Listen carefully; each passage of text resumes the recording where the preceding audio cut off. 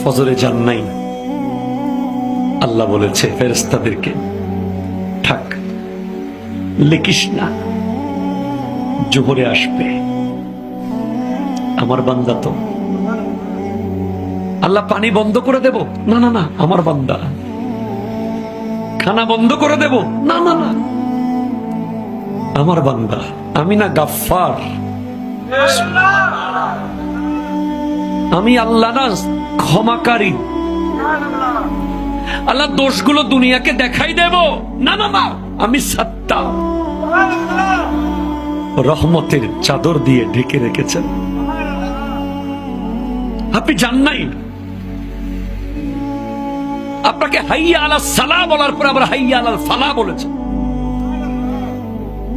হাইয়া আলা সালাহ বললে হতো, ফালাহ কেন বললো? আরে তোর লাভের জন্য আয়।